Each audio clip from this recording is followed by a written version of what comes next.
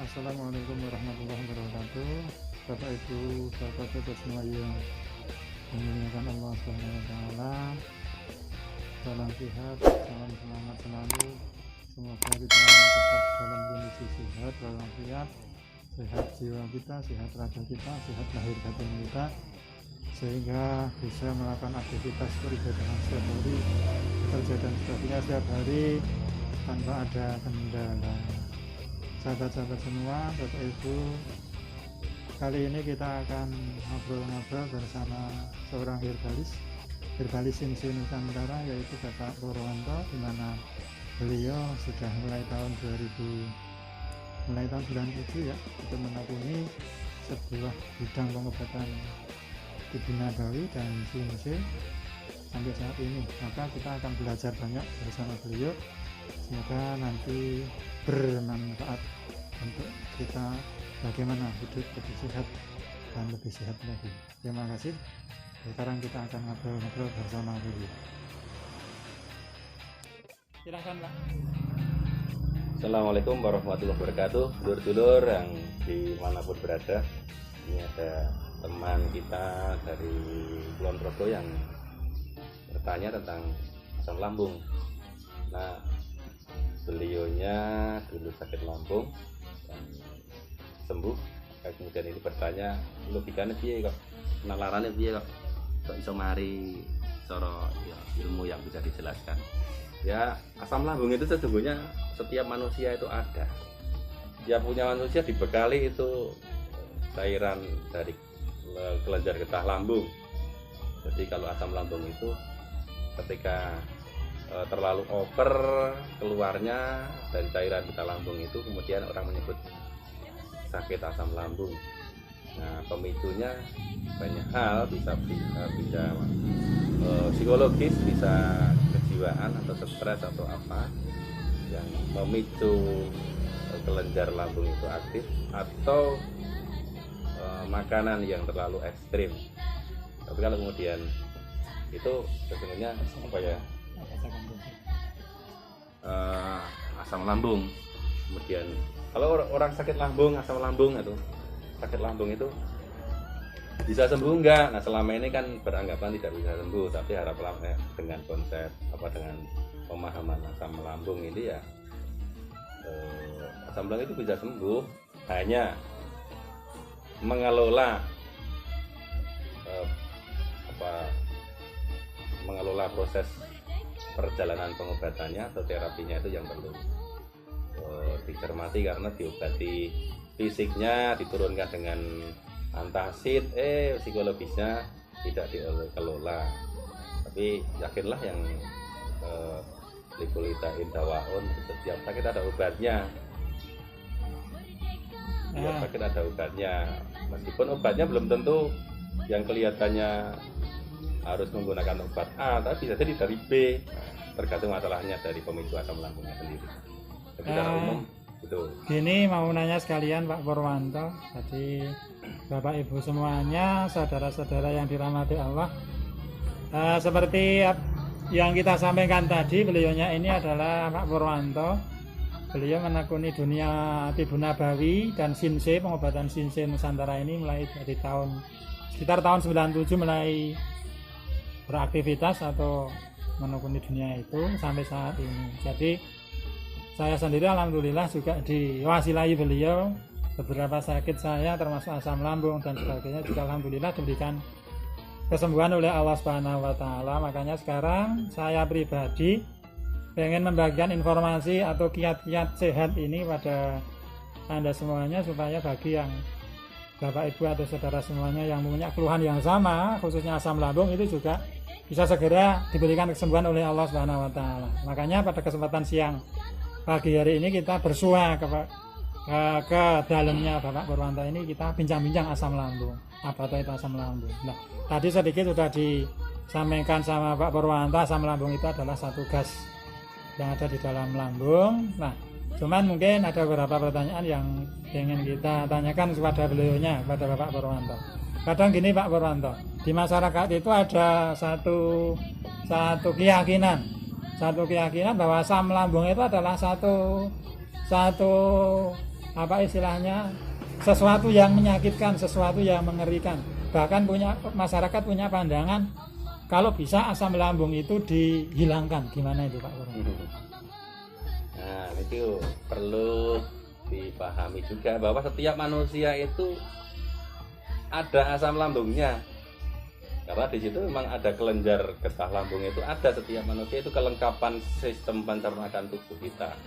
Orang makan itu pertama kali kan dikunyah, itu di situ bercampur dengan air liur, itu akan pencernaan pertama itu di mulut, kemudian bercampur dengan enzim amilase, itu sudah melunakkan, sudah memberikan awal pencernaan di situ. Kemudian bukan setelah di lambung ya, jadi di mulut sendiri sudah dicerna bercampur dengan enzim, kemudian masuk ke lambung, dipencernakan yang kedua. Dia ketika masuk di dalam lambung itu kemudian ditangkap oleh lambung, di situ ada keluar namanya asam lambung, dia diaduk lagi lebih lembut lagi. Jadi bakteri, virus itu kena asam lambung itu kemudian dihancurkan di situ, termasuk melumatkan kembali, lebih lumat lagi bahan-bahan makanan yang dikunyah itu. Nah, jadi tidak bisa hilang ya. Kalau jadi hendaknya memang sunatullahnya itu manusia harus ada asam lambung ya Pak Pur ya. Ya harus ada, kalau harus nggak ada ya nanti kita kekurangan kepincangan sistem pencernaan asamnya. Wong itu punya fungsi itu kita, hanya masalahnya ketika sakit itu berlebihan keluar, asam lambungnya berlebihan karena makanan yang dimakan itu ekstrim, super pedas atau super kecut atau itu berat terus-terusan. Ibaratnya ya metune kudune iki mengkur asam lambungnya mengkur berapa cc keluarnya menjadi jiwanya. Yang kedua sakitnya itu karena memang sangat asam. Jadi asam lambung itu sangat asam, bahkan kalau keasamannya sangat tinggi karena memang itu berfungsi untuk membunuh patogen lah, virus, bakteri yang masuk di situ, kan asam lambung mati gitu kan. Nah, bisa jadi sakitnya karena ada luka, ada radang di kelenjar di sekitar lambung itu, ada infeksi. Nah, bakteri yang menginfeksi di sekitar lambung, termasuk kelenjar lambung infeksi, kemudian radang. Nah, sakitnya karena radangnya, ada lukanya itu orang menyebut namanya ada luka lambung atau radang lambung. Nah, kalau semakin parah, luka kemudian kena keluar asam lambung, ya sakit.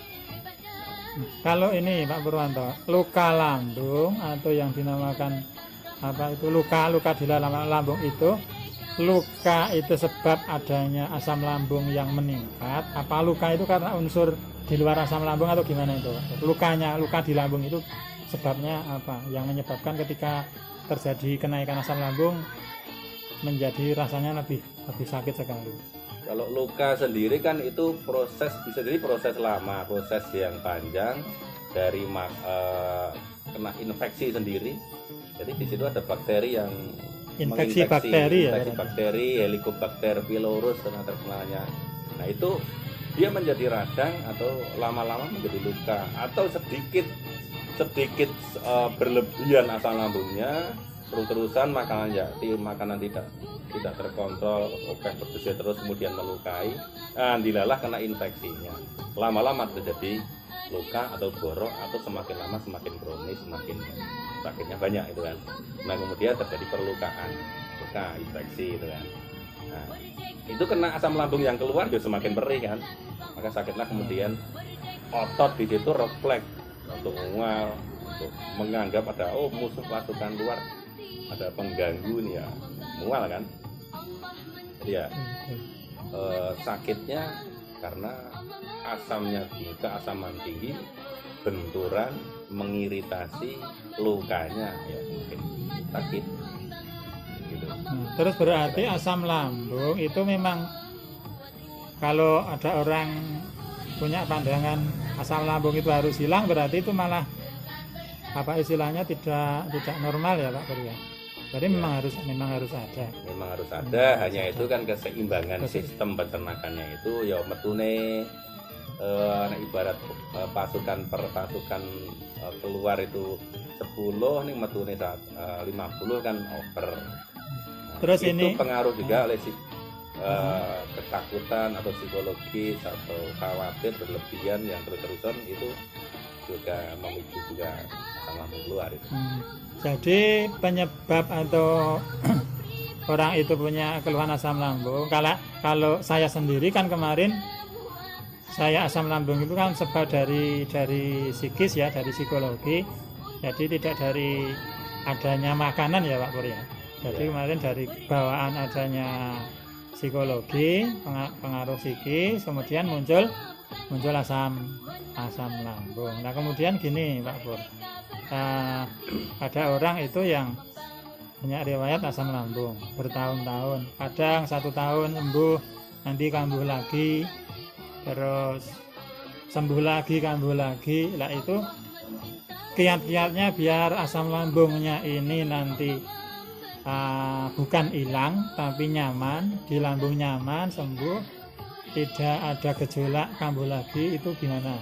Hendaknya kita menjaga pola yang seperti apa, Pak?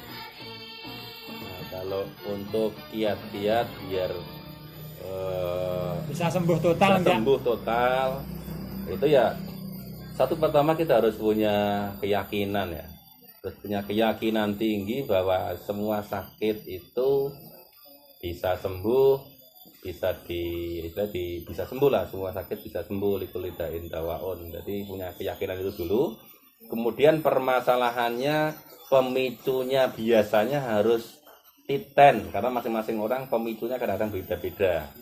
Kena psikolog, kena sentuhan rasa sedikit, tersinggung sedikit bisa muncul asam lambungnya. Kena makanan A bisa muncul. Harus kompleks, istilahnya harus jasmani ya rohaninya. Psikologis lah itu. Psikologisnya harus dimulai dengan rileks. Untuk bisa rileks itu harus yakin. Jadi yakin dulu, kemudian bisa rileks. Nah itu secara psikologis. Nanti secara fisik, biologis ya pemicunya harus titen. Saya katakan titen itu kadang-kadang grade kesakitan tertentu, istilah grade sakitnya itu keparahannya juga pengaruh pemicunya. Artinya begini, kadang si A sakitnya sama mirip asam lambung tapi makan pedas masih kuat. Nah itu orang lain makan pedas satu lombok satu tidak kuat. Atau orang lain misalnya konsumsi pedas kuat, konsumsi ketan nggak kuat.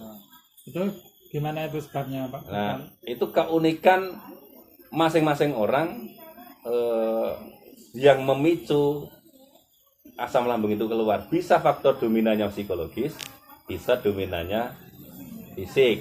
Tapi ketika fisik dan psikologis itu menjadi faktor pemicu ya maka harus masing-masing orang harus punya niteni awake dhewe. Tapi yang pertama kali harus yakin dulu supaya rileks. Yakin sembuh, semeleh. Nah, bismillah semeleh ya. Yakin, kemudian diusadani apa? Dicari pemicunya apa. Kalau pemicunya psikologis ya dititani. Oh, ini pemicunya ketakutan atau khawatir atau dimensi psikologi yang lain apa? Dititani mawon. Jadi kalau pas kambuh coba diingat-ingat 2-3 jam sebelumnya ada peristiwa apa atau makan apa. Nah, itu kemudian dititani. Kemudian ke depannya supaya bisa sembuh ya jalannya yang minimal, karena jalan untuk menuju sebuah peningkatan semakin sembuh itu harus rileks, yakin dulu, dan rileks, kemudian sebabnya dicari, kemudian solusinya. Nah, ketika sudah terlanjur perlukaan, ada luka, ada tukak lambung, ya otomatis lukanya itu ditarget untuk sembuh. Kalau luka karena ada bakterinya yang menginfeksi ya harus kekebalan tubuhnya harus dinaikkan supaya apa? Bakteri itu bisa dilawan oleh tubuhnya sendiri. Itu secara alami. Kalau secara medisnya kan itu dengan antibiotik ya, bukan di wilayah saya ya, saya nggak pakai itu. Kita pakai aja kunir atau pakai ramuan-ramuan alam yang untuk semakin meningkatkan kekebalan tubuh, madu, kemudian supaya dicerna itu lebih mudah ya pakai makanan yang seratnya tinggi, yang bisa ngekop banyu lah istilahnya, ada serat gitu, ada potensi mengikat air, contohnya Menyimpan ya? katul itu kan. Katul beras merah ya Pak? Katul beras merah ini sangat bagus sekali karena di situ multivitaminnya, vitamin B-nya banyak sekali. Ini Pak Bos,